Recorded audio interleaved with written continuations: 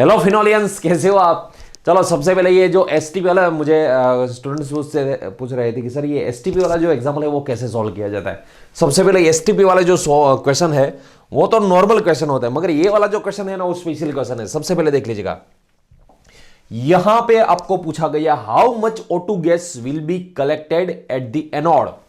How much O2 gas will be collected मतलब यहां पे जो ऑक्सीजन है उसकी वॉल्यूम पूछी गई है, ऑक्सीजन का वॉल्यूम पूछा गया है। टेम्परेचर आपको दिया गया है 300 केल्विन, मतलब ये नॉर्मल टेम्परेचर की बात है, आइडियल गैस की ही बात है ये। टेम्परेचर एंड प्रेशर जो दिया गया है, आपको प्रेशर दिया गया है 1 बार, यहां पे प्रेशर आपको दिया गया है 1 बार। इफ 2.5 एम्पियर, आई मतलब है 2.5 एम्पियर की इलेक्ट्रिसिटी है, is passed for a 1 hour. T जो दिया गया है आपको 1 आवर मतलब 3600 सेकेंड की बात है यहां पे। सॉल्यूशन ऑफ सोडियम सल्फेट, अब सोडियम सल्फेट में तो आपको पता ही है, यहां पे एक्चुअल में सोडियम सल्फेट में ऑक्सीजन गैस लिबरेट होता है। इसके पहले लेक्चर में मैं पढ़ लिया था सोडियम सल्फेट में ऑक्सीजन गैस लिबरेट होगा, ठीक है। सो ऑक्सीजन गैस की बात है, मगर उसके बाद आपको यह भी पूछा गया 1 मोल gas volume is 22.4 litre at STP. आपको एसटीपी का भी निकालना है। नॉर्मल ये टेम्परेचर जो है, ये टेम्परेचर ये तो जनरली आइडियल गैस की बात है ना, ये एसटीपी नहीं है। एसटीपी में जो टेम्परेचर होता है तो 273 केल्विन होता है, एसटीपी में जो टेम्परेचर होता है 273। चलो सबसे पहले यदि यहां पे केल्विन ये नहीं दिया होता, 300 नहीं दिया होता, सिर्फ एसटीपी की बात करते हैं, फिर कैसे एग्जाम्पल सॉल्व करना है वो भी मैं आपको बताऊंगा। यहां पे यदि 300 केल्विन दिया गया है उसके बाद हमें कैसे सॉल्व करना है वो भी मैं आपको बताऊंगा। सबसे पहले वॉल्यूम का इक्वेशन आपको पता ही होगा, वॉल्यूम का IT अपॉन एक्सएफ मल्टीप्लाई 24.9। ये जो है वो टेम्परेचर कब का है भैया, जब टेम्परेचर आपको दिया है 300 केल्विन, तब का ये वॉल्यूम है ऑक्सीजन का। ऑक्सीजन का जो वॉल्यूम आएगा वो तब का वॉल्यूम आएगा, ठीक है। यहां पे आपको आई की वैल्यू रखनी है, आई जो हमें दिया गया है 2.5 एम्पियर है। टी की वैल्यू रखनी है 3600 मल्टीप्लाई 24.9। यहां पे एक्स मतलब यहां पे जो ऑक्सीजन के लिए एक्स याद कीजिएगा, ऑक्सीजन के लिए एक्स इज इक्वल टू 4 होता है। एफ जो है एफ की वैल्यू वो 96500 एक्स की वैल्यू है, ठीक है। अब इसका जो आंसर आएगा ना, इसका आंसर आएगा एट 300 केल्विन पे। मगर 300 केल्विन के बाद हमें यह भी निकालना है कि भैया 1 मोल गैस जो है ना उसका वॉल्यूम 22.4 लीटर एट एसटीपी भी हमें निकालना है, ठीक है। चलो अब इसका जो एट 300 केल्विन इसका जो वॉल्यूम ऑक्सीजन का रहेगा वो 0.58056 ये लीटर में आएगा। मगर ये कब, जब ये 300 केल्विन टेम्परेचर की बात है तब की बात है ये।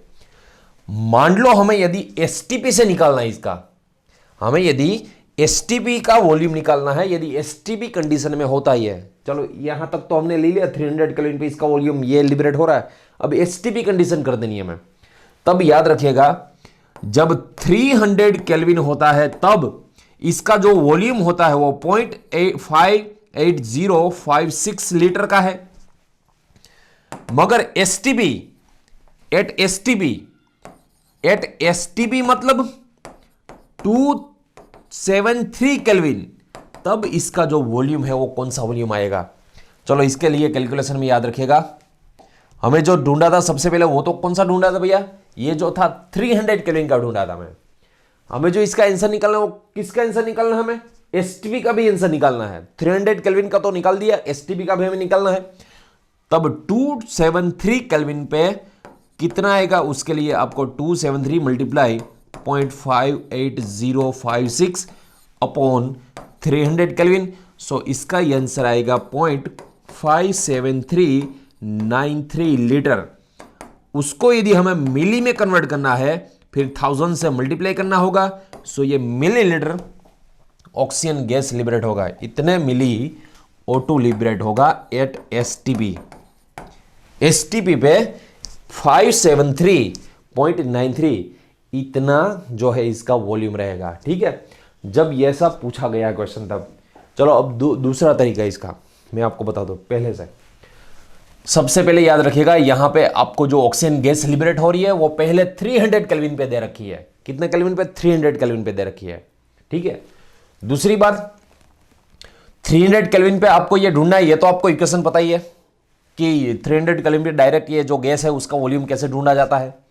यहां पे इतना उसका वॉल्यूम आया। यदि मोल पूछा जाता फिर मोल का भी आपको पता ही है, IT/x, ये मोल का इक्वेशन ही है। पहले 300 केल्विन का निकाला, उसके बाद यहां पे हमने ऐसा ट्राइंगल रखना है 300 kelvin is equal to 0.58056। 300 kelvin पे इतना वॉल्यूम रहता है ऑक्सीजन का।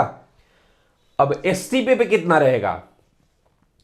300 केल्विन पे इतना रहेगा, एसटीपी पे कितना रहेगा? सो उसके लिए हमने कैलकुलेशन किया, एसटीपी हमारा जो वॉल्यूम है वो ये वाला आया। ठीक है, मगर कई बार ऐसा एग्जाम में पूछा जाता है, आपको डायरेक्ट एसटीपी पूछते हैं, 300 केल्विन पे नहीं, डायरेक्ट एसटीपी पे कितना ये लिबरेट होगा ये भी पूछा जा सकता है।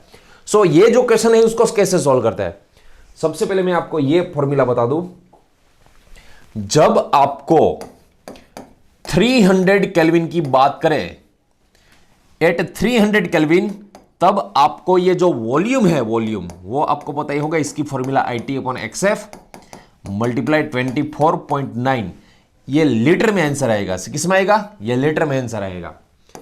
यदि आपको 298 केल्विन दे रखा है, तब जो वॉल्यूम की फॉर्मूला है वो IT/xF मल्टीप्लाई 24.8 लीटर की रहेगी। मगर डायरेक्ट यदि आपको एसटीपी, एट एसटीपी मतलब इसका जो वॉल्यूम है, सॉरी उसका जो टेम्परेचर है वो 273 केल्विन का होगा। अब इसका जो वॉल्यूम है वो हमें मिलेगा IT/xF, डायरेक्ट आपको 22.4 से मल्टीप्लाई करना है, ये जो आंसर आएगा वो लीटर में आएगा। फिर से, यदि आपको 300 केल्विन दे रखा है तब मल्टीप्लाई आपको करना है IT/xF। IT/xF मतलब मोल्स, मोल्स जो है उसको मल्टीप्लाई करना है 24.9 से। यदि 298 केल्विन दे रखा है तब आपको ये मोल्स जो है उसको मल्टीप्लाई करना है 24.8 से। मगर यदि एसटीपी दे रखा है तब आपको मल्टीप्लाई करना है 22.4 से। मगर यहां पे तो एसटीपी का पूछा गया था, फिर हमने ये क्यों फॉर्मूला रखा? क्योंकि इसमें डायरेक्ट एसटीपी नहीं पूछा था। यदि आपको ऐसा पूछते, ये क्वेश्चन समझिएगा, यदि ये क्वेश्चन में ऐसा पूछा जाता, how much O2 gas will be collected at anode at 273 kelvin temperature, direct ये आपको 273 केल्विन दे रखा है, 273 केल्विन मतलब ये एसटीपी हो गया। तब यहां पे डायरेक्ट यदि 273 दे रखा है, आपको IT/xF मल्टीप्लाई 22.4, वो ही फॉर्मूला रख के डायरेक्ट इसका आंसर निकालना है। आई बात समझ में? क्या करना है? मगर यहां पहले हमें 300 केल्विन का पूछा गया, उसके बाद एसटीपी का पूछा गया, इसलिए हमें जो क्वेश्चन का आंसर निकालना पड़ा वो सबसे पहले 300 केल्विन के साथ निकालना पड़ा, उसके बाद ये जो है एसटीपी का निकालना है। ठीक है, सो आपको एग्जाम में देखना है, डायरेक्ट एसटीपी पूछा गया या तो सबसे पहले 300 केल्विन पूछा गया और एसटीपी पूछा गया। कैसे पूछा गया?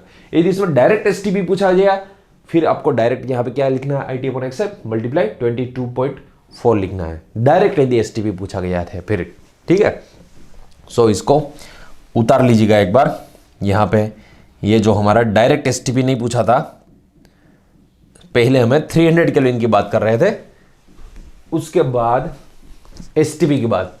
ये 3 इक्वेशन भी लिख लीजिएगा, कब हमें ये जो है 300 केल्विन की फॉर्मूला रखनी है, कब हमें एसटीपी की फॉर्मूला रखनी है, वो भी एक बार लिख लीजिएगा। ठीक है, चलो नेक्स्ट, इसके बाद हम पढ़ेंगे रेजिस्टेंस की बात करेंगे। आज का जो हमारा टॉपिक रहेगा वो रेजिस्टेंस, रेजिस्टेंस की बात करेंगे। रेजिस्टेंस का सिंबल तो आपको पता ही होगा, आर है। रेजिस्टेंस का सिंबल मतलब हिंड्रेंस, हम केमिस्ट्री, ऑर्गेनिक केमिस्ट्री इसको हिंड्रेंस बोलते हैं, फिजिक्स में जनरल इसको रेजिस्टेंस बोला जाता है। आर इसका सिंबल है। चलो देखिएगा, सबसे पहले यहां पे मान लो रेजिस्टेंस है, रेजिस्टेंस कोई भी यहां पे मान लो हमारे पास कोई रोड है, ऐसा कोई रोड है हमारे पास, देख लीजिएगा। सबसे पहले इसमें इलेक्ट्रॉन्स मूव्स कर रहे हैं। अब इसमें इलेक्ट्रॉन मूव्स कर रहे हैं, यहां पे भैया कोई रोड जो है उसमें इंप्योरिटी तो होगी, कोई भी रोड है उसमें इंप्योरिटी तो होगी। ठीक है। ये जो है उसकी लेंथ है, ये जो रॉड है उसकी लेंथ है, ये जो है उसका एरिया है, यहां पे है इसका एरिया है, ठीक है। विड्थ, विड्थ मतलब एरिया लेते हैं हम।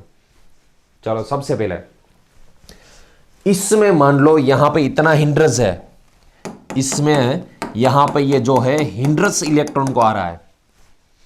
सोचिएगा, मैं आपको ये इसको थोड़ी देर के लिए भूल जाएगा। रेजिस्टेंस की बात कर रहे हैं हम, अवरोध जिसको बोला जाता है रेजिस्टेंस। आपके पास मान लो मर्सिडीज है या लैम्बोर्गिनी है, कोई सारी, आप बहुत पढ़ाई कर ली आपने, डॉक्टर बन गए आप, और बहुत बड़ी लैम्बोर्गिनी आपने परचेज की, रोड पे निकले।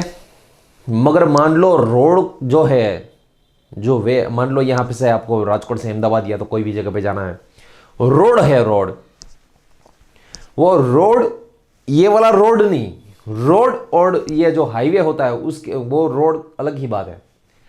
वहां पे मान लो इतने बड़े गड्ढे हैं उसमें, मान लो बारिश बहुत हुई है, बहुत बड़े गड्ढे हैं उसमें।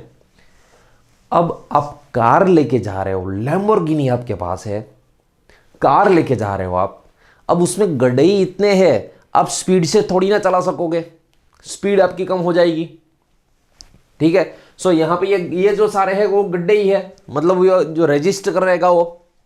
दूसरी बात, मान लो आपके पास बहुत बड़ी लैम्बोर्गिनी है, सुपर लैम्बोर्गिनी है, पावर स्टीयरिंग है उसमें, पूरे का पूरा पावर स्टीयरिंग तो सब कार में होता है, मगर यहां पे पावर का भी पावर स्टीयरिंग है, बहुत स्पीड है उसकी, इंजन का उसका हाई इंजन है, सीसी वाला।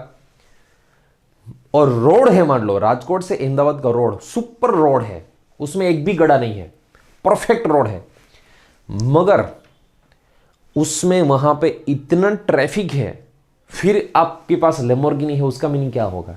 कोई मीनिंग नहीं रहेगा। आप स्पीड से तो नहीं जा सकते क्योंकि वहां पे ट्रैफिक बहुत है। सो यदि ट्रैफिक को कम करना है, मैं क्या बात कर रहा हूं देख लीजिएगा, ध्यान से सुनिएगा। ट्रैफिक जितना लंबा होगा, जितना ट्रैफिक, मान लो 5 किलोमीटर का ट्रैफिक है, यहां पे 7 किलोमीटर का है, मान लो 10 किलोमीटर तक ट्रैफिक है, ट्रैफिक कम होगा वो अच्छा रहेगा कि उसके ट्रैफिक की लेंथ ज्यादा होगी वो अच्छा रहेगा? क्या अच्छा रहेगा? रेजिस्टेंस जो है ना, रेजिस्टेंस ज्यादा किस में होगा? जितना ट्रैफिक ज्यादा होगा आप खुश होगी कि चलो आज तो बहुत मजा आ गया है, 10 किलोमीटर का ट्रैफिक है, अब थोड़ी ना खुश हो गए। जितनी ट्रैफिक की लेंथ ज्यादा होगी ना, उतना रेजिस्टेंस ज्यादा होगा। मतलब resistance is directly proportional to length. जितना ज्यादा होगा, जितनी लेंथ ज्यादा होगी ट्रैफिक की, उतना रेजिस्टेंस ज्यादा होगा। दूसरी बात, चलो ये रोड जो है, मान लो ये 4 ट्रैक है रोड, इसलिए ट्रैफिक हो रहा है, मान लो उसको 6 ट्रैक कर दिया, विड्थ बढ़ा दी, 6 ट्रैक्स नहीं 8 ट्रैक कर दिया, मान लो 10 ट्रैक कर दिया, 10 ट्रैक कर दिया है, विड्थ बढ़ा दी। जब विड्थ बढ़ा दी तब आपकी स्पीड बढ़ जाएगी क्योंकि ट्रैफिक कम हो जाएगा। अब स्पीड बढ़ जाएगी, स्पीड इंक्रीज हो रही है, स्पीड इंक्रीज हो रही है, उसका मीनिंग ये हुआ कि रेजिस्टेंस कम हो रहा है। विड्थ बढ़ा दी आपने, इसकी विड्थ बढ़ा दी, अब विड्थ बढ़ा दी मतलब इसकी कंडक्टिविटी बढ़ेगी, कंडक्टिविटी बढ़ेगी मतलब रेजिस्टेंस जो है वो डिक्रीज होगा। सो रेजिस्टेंस और विड्थ का जो रिलेशनशिप है वो इनवर्सली प्रोपोर्शनल होगा। फिर से ट्रैफिक लैम्बोर्गिनी से, चलो लैम्बोर्गिनी में बैठे बैठे सोचिएगा आप, लेंथ बहुत बड़ी है ट्रैफिक की, क्या होगा? रेजिस्टेंस बढ़ जाएगा, कंडक्टिविटी कम हो जाएगी, रेजिस्टेंस बढ़ जाएगा आपका। सो resistance is directly proportional to length. जितनी लेंथ ज्यादा है ट्रैफिक की, उतना रेजिस्टेंस आपको ज्यादा आएगा। दूसरी बात, चलो विड्थ बढ़ा दो, 4 ट्रैक की 6 ट्रैक कर दो, 6 ट्रैक से 8 ट्रैक, 8 ट्रैक से मान लो 10 ट्रैक कर दिया आपने, विड्थ बढ़ा दी, ट्रैफिक जितना भी होगा फिर भी वो क्या होगा? स्प्रेड हो जाएगा, आपकी कंडक्टिविटी बढ़ जाएगी, कंडक्टिविटी बढ़ जाएगी मगर रेजिस्टेंस कम हो जाएगा। सो रेजिस्टेंस जो है वो, जो ये विड्थ है, एरिया जो है, उसके इनवर्सली प्रोपोर्शनल में होगा। सो यहां पे हम फिर से आर जो है, आर यहां पे देख लीजिएगा, फिर से मैं फॉर्मूला रखता हूं।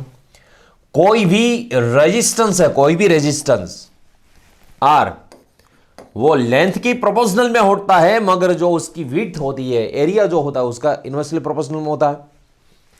चलो आर, यह प्रोपोर्शनल निकाल दे। अब कोई प्रोपोर्शनलिटी कांस्टेंट आएगा, उसको हम रो लिखते हैं, प्रोपोर्शनलिटी कांस्टेंट रो लिखते हैं। यहां पे एल जो है वो एल क्या है, वो लेंथ की बात है, उसको मान लो हमने मीटर में या तो सेंटीमीटर, मीटर और सेंटीमीटर में रखना है।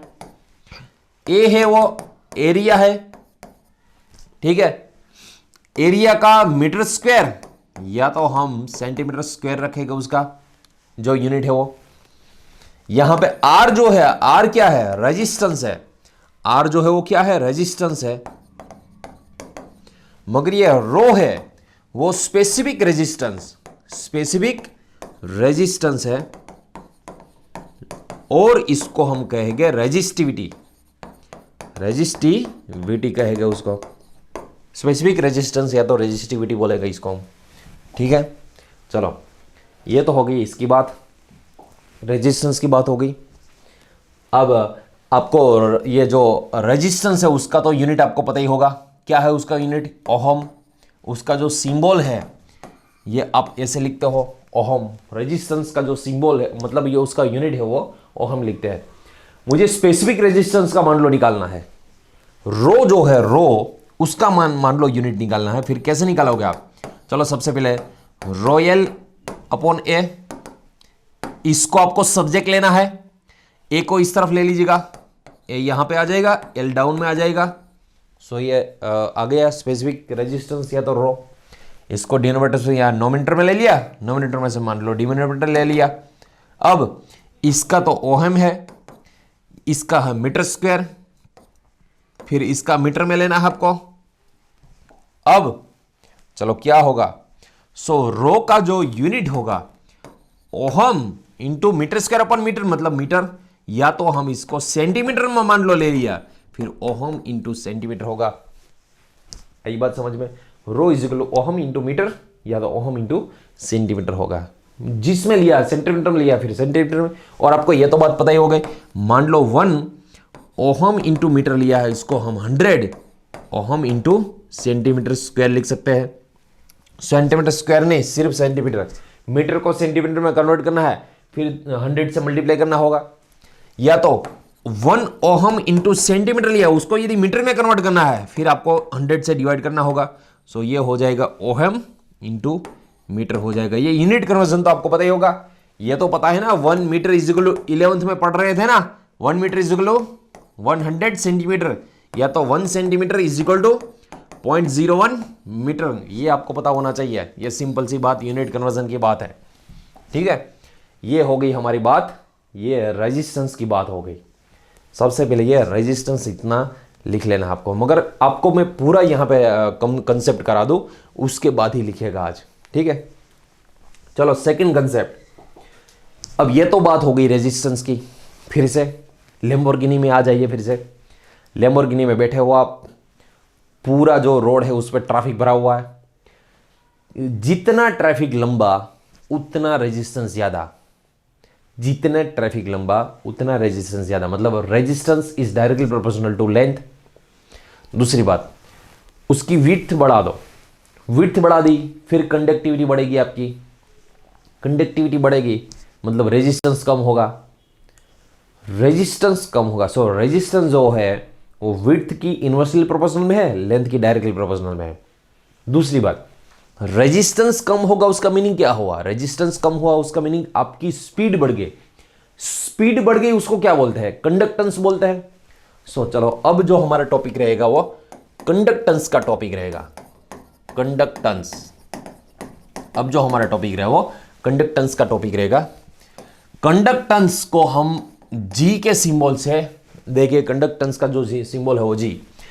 कंडक्टेंस मीन्स क्या, तो सबसे पहले उसमें एक सेंटेंस लिख दीजिएगा, conductance is a inversely proportional to resistance. Resistance और कंडक्टेंस के बीच में क्या है रिलेशनशिप, इनवर्सली प्रोपोर्शनल का है।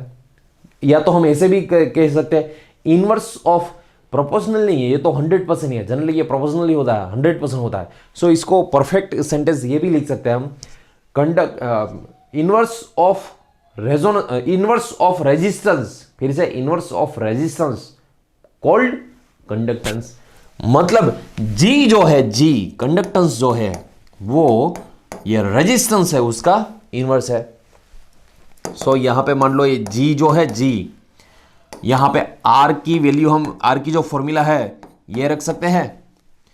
सो रो ये 1 है, डिनोमिनेटर में है, इसको हम ऊपर ले जा सकते हैं, ठीक है, देखिएगा आगे।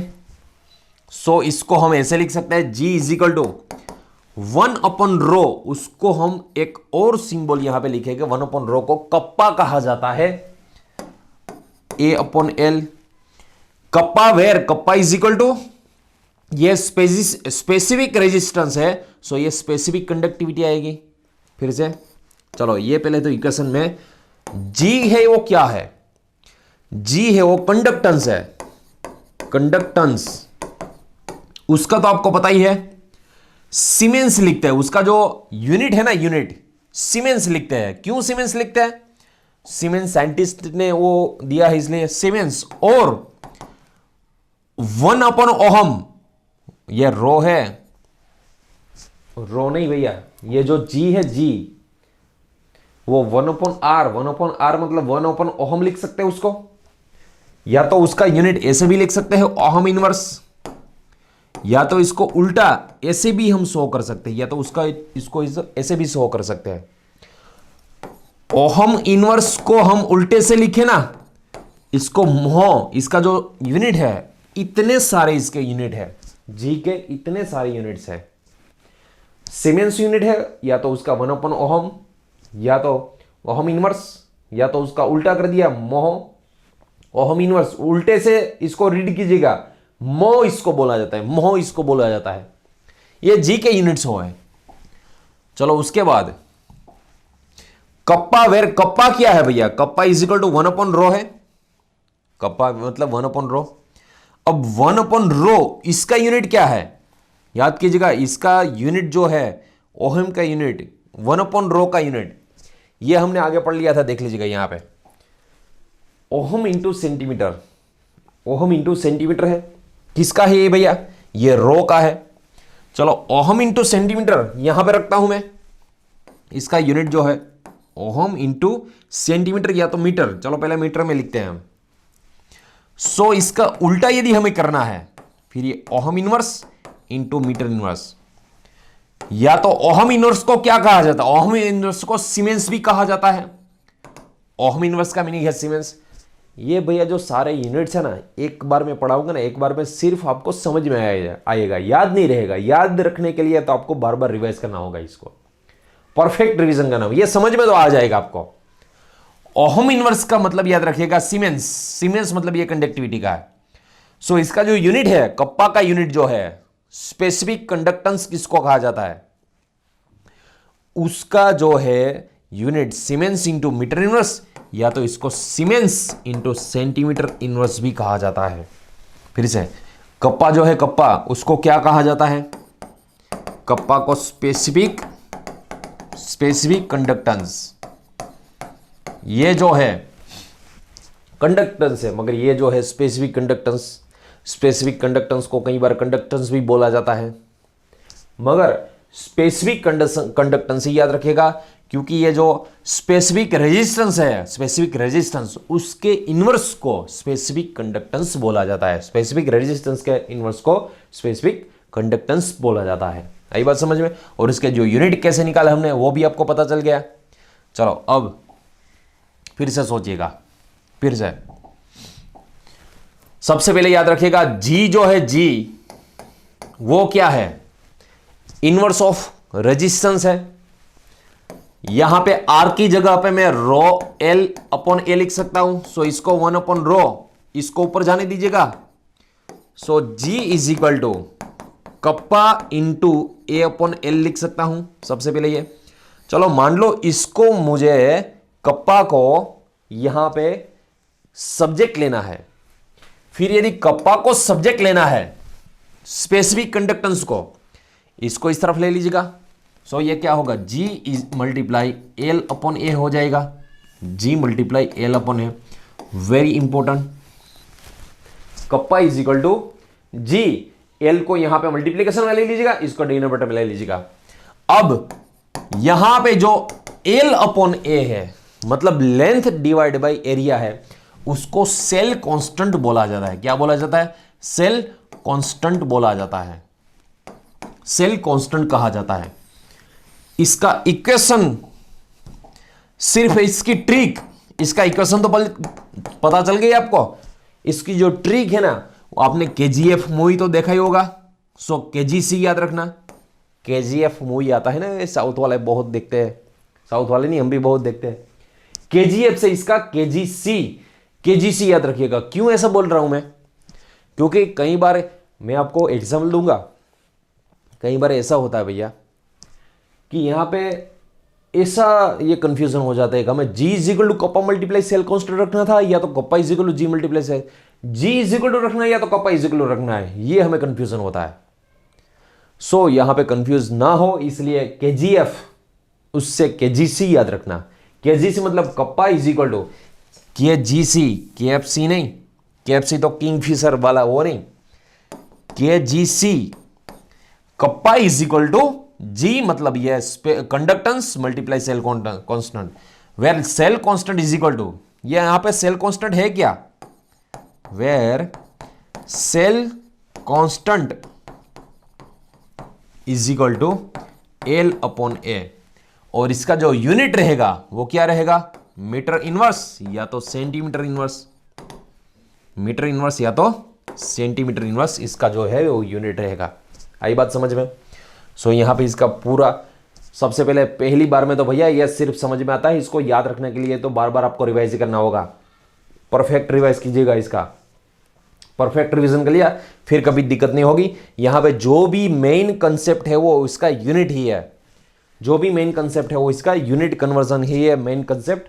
सो यहां पे ये पूरे सारे आपको यूनिट भी पता होना चाहिए। जो ये कप्पा है उसको आपको डायरेक्ट ये पता होना है, सीमेंस इंटू, यहां पे देख लीजिएगा, सीमेंस इंटू मीटर इनवर्स या तो सीमेंस इंटू सेंटीमीटर इनवर्स। जी है आपको डायरेक्ट पता होना चाहिए, सीमेंस या तो इसका ओहम इनवर्स। इंस्टेंट यूनिट, क्योंकि आपको इसमें से यूनिट कन्वर्जन भी बहुत ज्यादा पूछा जाता है। ये क्वेश्चन कैसे पूछा जाता है, यदि सेल कांस्टेंट आपको दे दिया, कंडक्टेंस दे दिया, स्पेसिफिक कंडक्टेंस पूछ लेंगे, या तो इसको स्पेसिफिक कंडक्टेंस को कंडक्टिविटी भी बोला जाता है। स्पेसिफिक कंडक्टेंस का दूसरा नेम याद रखिएगा, स्पेसिफिक कंडक्टेंस का दूसरा नेम कंडक्टिविटी, या तो इसको क्या बोला जाता है, कंडक्टिविटी भी बोला जाता है। कंडक्टिविटी इसका जो है सेकंड नेम है। सो आपको सेल कांस्टेंट, इससे क्वेश्चन क्या पूछा जाएगा, सेल कांस्टेंट देंगे, उसके अलावा ये कंडक्टिविटी, स्पेसिफिक कंडक्टिविटी भी देंगे, और यहां पे जी आपको कंडक्टेंस पूछा जाएगा।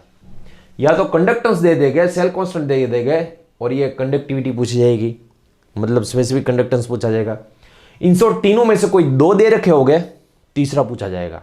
सो आपको ये जो फॉर्मूला है, आज जो मैंने फॉर्मूला कराई वो परफेक्ट कर लीजिएगा। इसकी जो एप्लीकेशन है वो एक्चुअल में इसके बाद जो टॉपिक आएगा मोलर कंडक्टेंस, मोलर कंडक्टेंस आएगा, इक्विवेलेंट कंडक्टेंस की बात आएगी, उसमें इसका यूज आएगा। मगर सबसे पहले ये कर लीजिएगा, मैं आपको ग्रुप में आज जी आपको ये एग्जांपल्स दूंगा उसके, ये कंडक्टेंस के, सेल कंडक्टेंस के, सेल कांस्टेंट के आपको क्वेश्चन जो है वो सॉल्व करना है परफेक्ट। इसको 2 बार रिवाइज कीजिएगा, 3 बार रिवाइज कीजिएगा। इसके बाद का जो टॉपिक है बहुत लंबा है, बहुत लंबा मतलब इतना बड़ा भी लंबा नहीं कि जो पूरा ना हो, लंबा है थोड़ा टॉपिक, मगर उसको समझने के लिए ये आपको आज परफेक्ट ही करना है, ताकि नेक्स्ट क्वेश्चन आपको परफेक्ट समझ में आ जाएगा। ठीक है। सो फ्रेंड्स, नेक्स्ट लेक्चर में हम मिलेंगे, उसमें हम मोलर कंडक्टिविटी, ग्राम इक्विवेलेंट, ये जो सब है वो हम डिटेल में पढ़ेंगे। कोल्हरोस लॉ भी आपको पता ही होगा, कोल्हरोस लॉ भी उसमें डिटेल में पढ़ेंगे हम। सो फ्रेंड्स, नेक्स्ट लेक्चर में आपको ये परफेक्ट करके आना है, ताकि वो लेक्चर आपको परफेक्ट समझ में आ जाएगा। ठीक है। थैंक यू सो मच, मिलते हैं नेक्स्ट लेक्चर में।